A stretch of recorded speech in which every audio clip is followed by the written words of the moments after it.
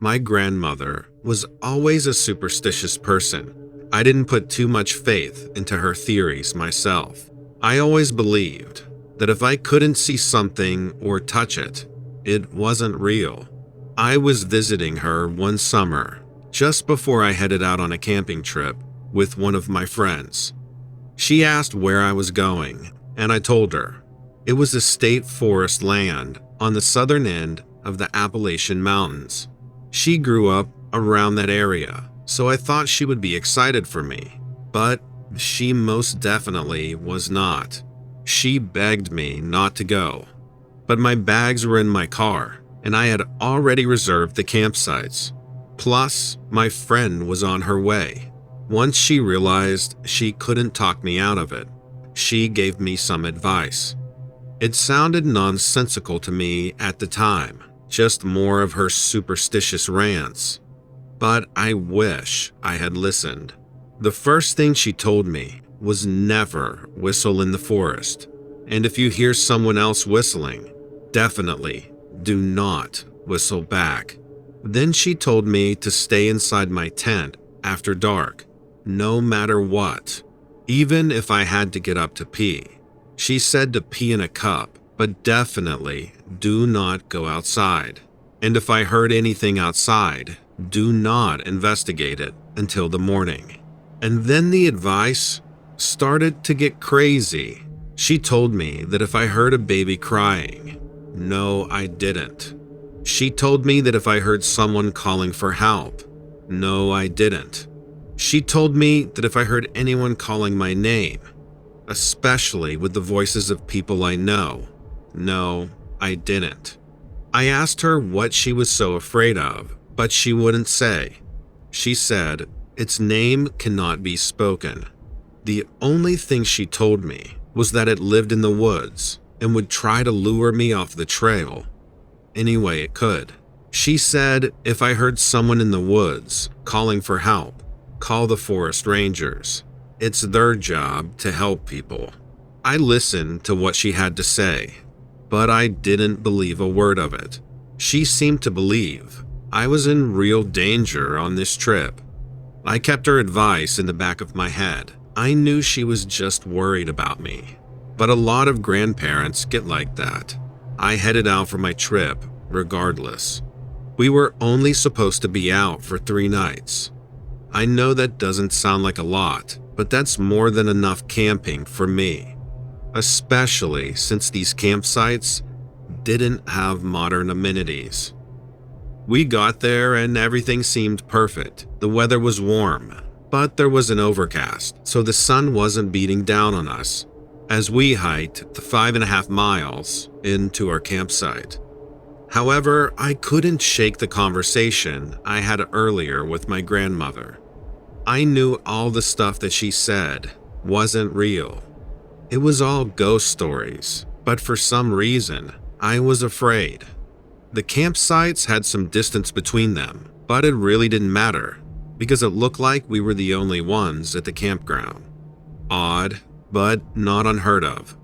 The drive-in campgrounds fill up much faster than the hike-in ones, but I was surprised to have the entire area to ourselves. The entire time, I felt like I was being watched, but it wasn't until the 3rd day that we had our encounter.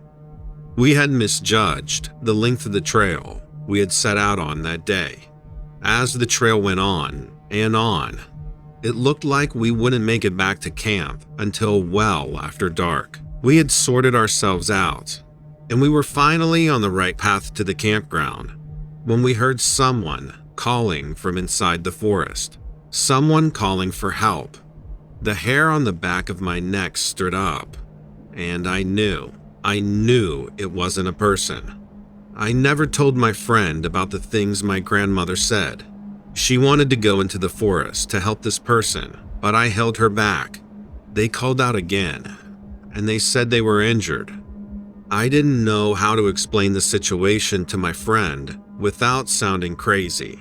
The person in the woods kept trying to get us to come in there until I finally told them that I had my cell phone with me and luckily had service. I didn't, but they didn't need to know that. I told them that I was dialing the ranger station right now, and someone would be out to help very soon. The voice suddenly stopped. I ushered my friend out of there as fast as I could. I told her I'd explain everything when we got back to the camp. In truth, I wanted to leave all our camping gear there and make a run for the truck. But that would have been too rough of a hike to do in the dark.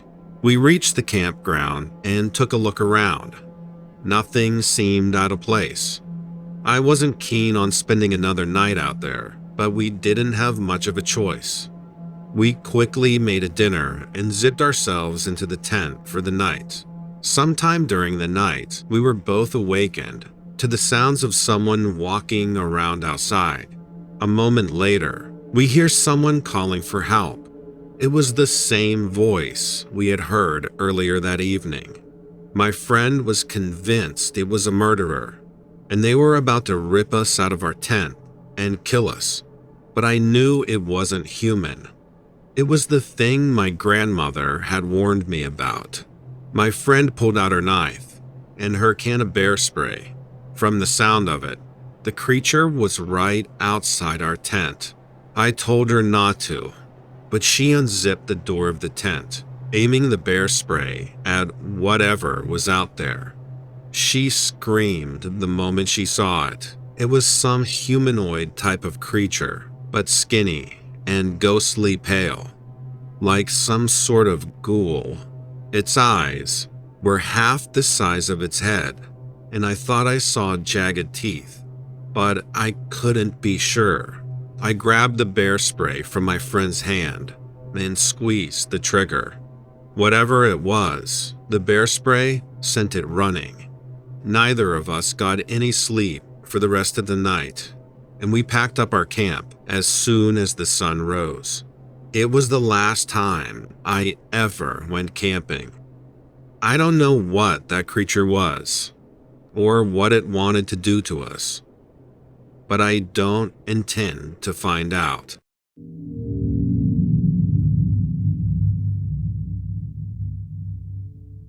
I live in Rocky Point, Long Island, a nice little suburban town, a good ways out on the east end of the island. The area has a lot of homes, but it's nestled right along the North Shore, so there's a surprisingly good bit of hiking and shoreline to explore. Still not exactly the kind of place to encounter, well, whatever it was. I like fitness, running, jogging, that sort of thing. Ever since I became a father, though, I haven't really had much time to do that stuff. I used to go to work after the gym or go running on the weekends, but those days are behind me for now. To get a bit of fitness in, I have to wake up at the ungodly hour of 4:30 a.m. so that I can get home in time to shower, cook breakfast, and get everyone ready for a busy day. And that's just what I did this past Friday morning. 4:30 in the morning is a strange time to be out and about. Most of the night owls have cashed in for the night, and all of the early risers are still snoozing safely in their bed. It almost feels like I have the streets all to myself, or so I thought. This morning, I picked one of the trails that ran along the bluffs atop the beach. It's an unusual trail, half on the road and the other half in the woods. It's high up from the beach, 100 feet at least, and you could get some spectacular views if you were in the right spot at sunrise. I was about 15 minutes in, and I was coming up to the part where the trail left the road and headed into the forest, when I caught a strange sight from my peripheral. A gray blur seemed to run along with me for a few seconds and then disappear. I stopped and looked for what it could have been, but I didn't hear or see anything. I figured maybe it was the glare from the headlights of a car on the next road over and didn't think much more of it. I headed into the trees and clicked my headlamp on. The first couple of times I did this, I was creeped out, but I was getting used to it now and was developing an appreciation for how different the forest looked in the pitch black. I had just rounded a curve on the trail and came to a skittering stop when I saw it. A human-sized shape standing still on the trail ahead, maybe 10 yards away. It was pale gray, just like the blur I had seen just a little bit ago. It held its hands over its face to block out the bright light from my headlamp, each hand with only 3 long, slender fingers. I was too stunned to say or do anything, and I felt the fear wash over me at the sight of something that clearly wasn't the same species. I backtracked a few feet and called out to it. Still, it held its hands over its face, a single yellow eye squinting between 2 of its digits. It's hard to explain what exactly happened next. I got the strong urge to turn the setting down on my headlamp to a low beam. Almost without thinking, I reached up and clicked twice on the button, turning my light down to its dimmest setting. The surrounding few feet were barely illuminated, and I had trouble seeing the entity in front of me. It lowered its hand from its face and confirmed that whatever it was wasn't human. This should have sent me into a panic, but instead, I felt the sense of fear ebb away and a strange passiveness come over me. It moved closer a few steps on long, spindly legs. I could make out its face now and could clearly see both of its large yellow, pupilless eyes. Its head was shaped like an upside-down pear, its cranium doubling in size from its slender chin. It didn't have a nose that I could see, or a mouth. Instead, it had 2 bold slits on each side of its face where its cheeks would be. Fleshy flaps covered each slit and moved slowly up and down in an imitation of breathing. I then felt something, a sort of message or some type of communication. Certainly nothing spoken out loud. I just suddenly had a feeling that this creature's name in front of me was Amos. I vaguely remember speaking my name out loud, and this is where the story will get disappointing to anyone listening, because I don't remember much of what happened next. I've had dreams over the last few nights, images and feelings that caught snatches of the conversation or thoughts. Piecing it all together, it seems like I spoke to Amos for quite a while, and indeed, when I finally became fully conscious, the sun was rising. I answered many questions about me and my family, about our community, and how what a normal day in my life was like. I think Amos communicated something about his home being 10,000 years away, but that's a unit of time, not distance. I remember a light being so stunning that I couldn't believe anything could be that bright. And that's it. As I said, I regained a sense of time just as the sun was rising and stumbling home in a state of confusion. I tried explaining everything to my wife and could tell she was more concerned than believing of me. I was so disoriented that I called into work sick that day and slept for several hours, dreaming about speaking with some kind of entity in the woods. I still can't explain what happened. I only know that it happened, and I'm not crazy. Of course, I'm aware of aliens and UFOs, but never really gave more than a passing thought to them. It's hard to believe that one could have visited Long Island and contacted me, of all people.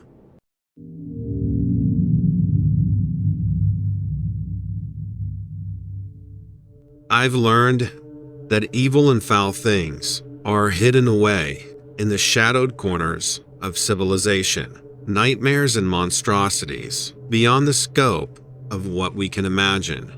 I'm sharing this with you because I'm too afraid not to.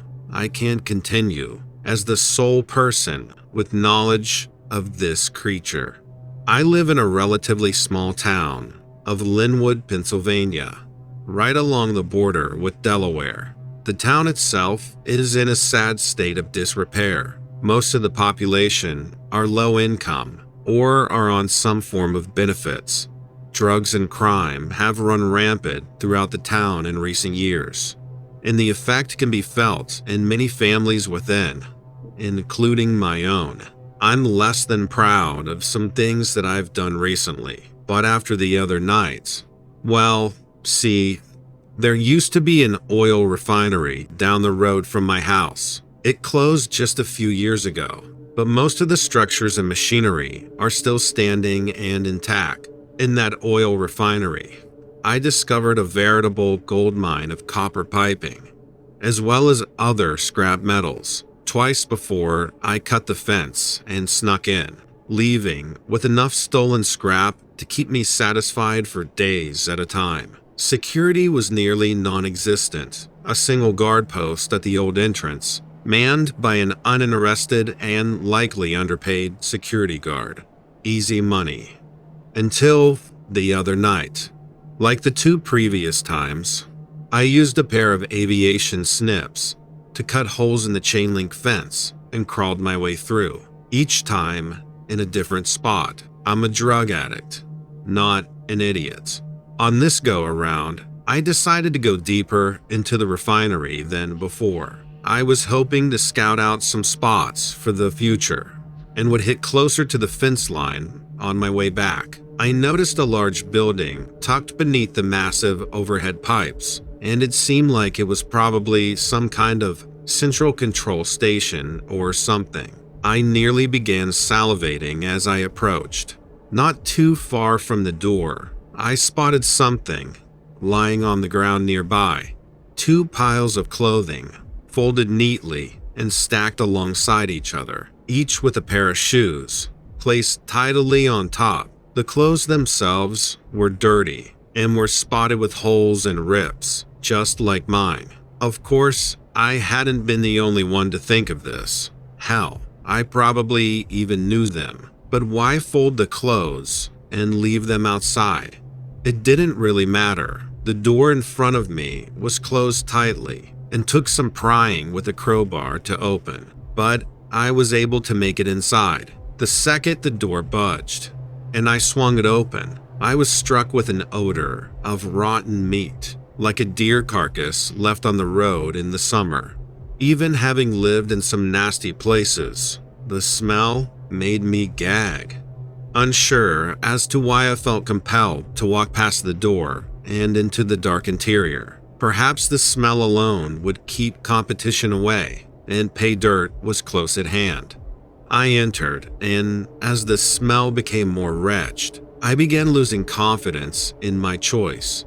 After having checked the main room, which was mostly barren, I decided to peek into the next, and if nothing was of value, I was going to get out of there. Another door. This one opened easily. A faint red glow with no discernible light source filled the room. It was just bright enough that I could see some odd shape arching down from the ceiling, but not quite make out what it was. I had a cheap flashlight that I brought with me and fumbled it out of my pocket. Just before clicking it on, an abrupt warning in my mind told me not to turn around and run out of the building and refinery as quickly as I could. But my need for chemically induced euphoria overrode my eon-old instincts, and the light beamed brightly in the dark room. A tangle of flesh and cord hung from above. A pair of bodies sewn together at the head dangled from the ceiling, secured at the feet by what looked like wire, a grotesque human swing. In the middle of it sat a creature which I have trouble finding words to describe, an avian-like head, scarred with pockmarks and patches of bone, showing through where the skin had melted away. It has a long human torso, but pale-skinned. Globs of pus dropped from open wounds, and maggots inched along its surface. Language doesn't articulate what I felt at that moment. Terror and repulsion seemed too mild. Had I the means, I likely would have taken my life on the spot just to escape its presence. A few seconds or hours passed, and I regained enough composure to know I had to silently get away. It hadn't moved an inch, and I suspected it was unaware of me being there.